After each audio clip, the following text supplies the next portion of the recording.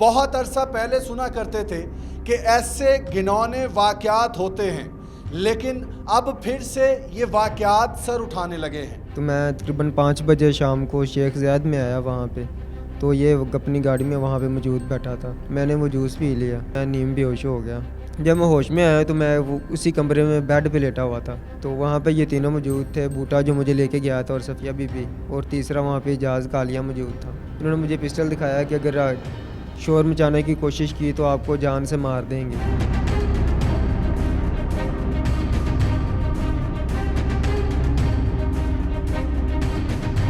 बिस्मिल्लाहिर्रहमानिर्रहीम, अस्सलाम वालेकुम। कहो पाकिस्तान में खुश आमदीद। मैं हूँ आपका होस्ट इस्माइल शहीन। नाज़रीन, जुल्म जबर की दास्तान, इतना जुल्म हुआ कि जिसको बयान करना मुश्किल है। एक शख्स, एक नौजवान नौकरी का झांसा दे के उसे घर से लेके जाया जाता है और फिर कुछ वक्त के बाद उसे पता चलता है कि उसका गुर्दा निकाल दिया गया है।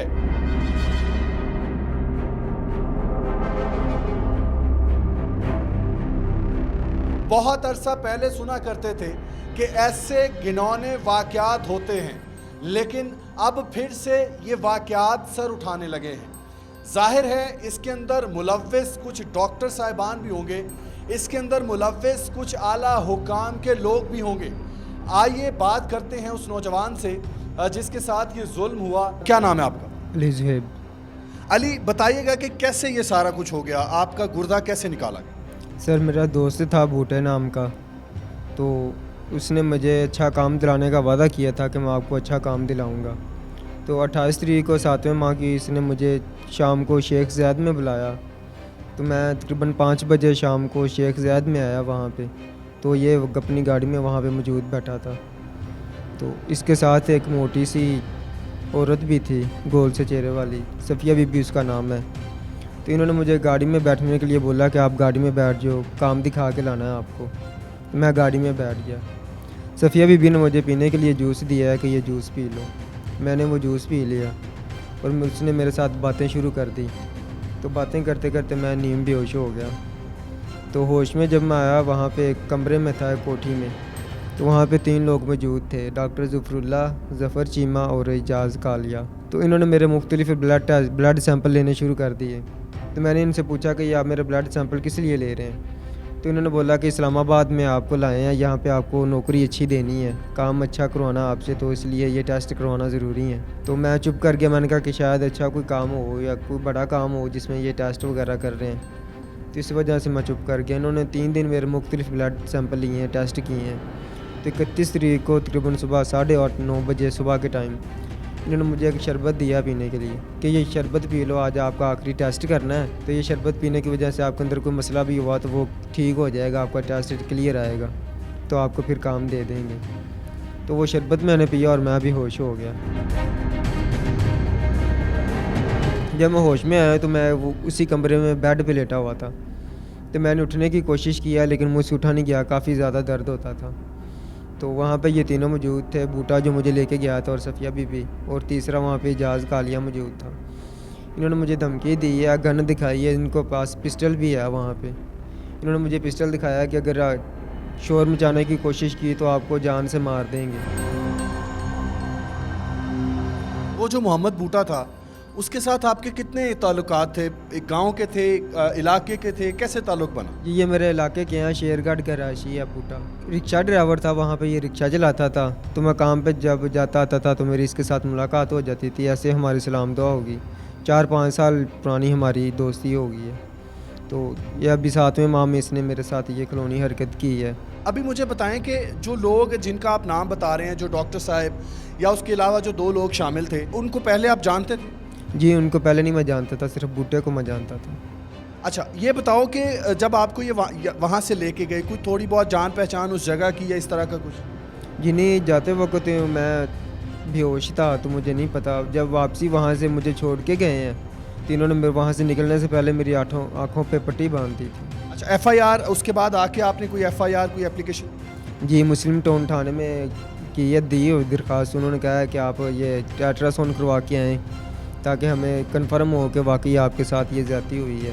तो अभी वो अल्ट्रासाउंड करवाएंगे और जाके फिर उनको देंगे, तो उनको साथ लेके फिर अपना काम। वहाँ से जब आप निकले तो घर कैसे पहुँचे? जी इन्होंने मुझे 20-25 दिन वहाँ पे रखा है, मेरी देखभाल करते रहे। जब मेरा ज़ख्म ठीक हो गया तो डॉक्टर ज़फ़रुल्लाह ने मेरे टांके खोले हैं। तो फिर ये बूटा और इजाज़ कालिया अपनी गाड़ी में मुझे छांगा मांगा स्टॉप पे छोड़ के गए हैं। तो 20,000 रुपये इन्होंने मेरी जेब में डाल दिया और बोले कि अगर किसी को बताने की कोशिश की या और कहाँ पे कुछ भी किया तो आपको फिर जान से मार देंगे, कभी भी मुलाकात हो सकती है।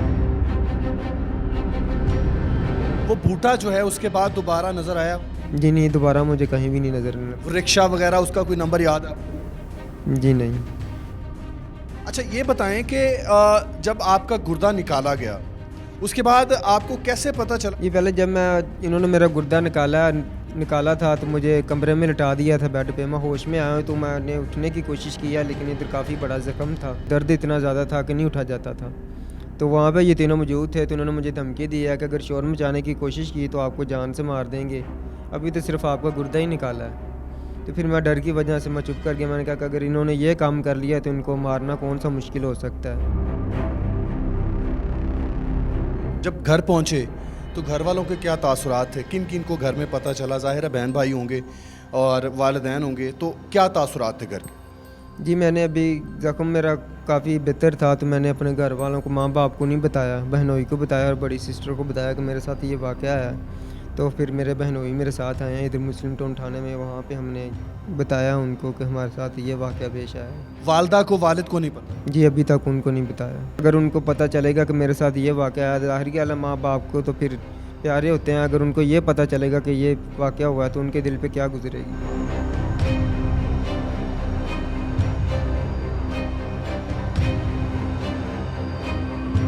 ज़रा दिखाओ कहाँ से आपका ये गुर्दा निकाला गया। नाज़रीन ये वो कट है जिसको लगा के डॉक्टर साहब जो वहाँ पे मौजूद थे या जो दूसरे लोग थे, यहाँ पे कट लगा के इस बच्चे का गुर्दा निकाला गया और उसके बाद उस गुर्दे को बेचा गया। जुल्म बर्बरियत बहुत ज़्यादा है। आज भी ये बच्चा आईजी साहब और आला हुकाम से इंसाफ का मुतालबा कर रहा है। आज भी ये बच्चा अपने लिए, अपने घर वालों के लिए इंसाफ मांग रहा है। ज़रूरी है, इंसाफ मिलना भी चाहिए, क्योंकि एक अली जो अपना गुर्दा ज़ाया कर बैठा, जो अपना गुर्दा निकलवा बैठा, हो सकता है कोई आगे दूसरा अली ऐसे काम में ना फंस जाए। प्रोग्राम आवाज़ खल्क़ के साथ अपने होस्ट इस्माइल शहीन को इजाज़त दीजिए। अल्लाह हाफ़िज़।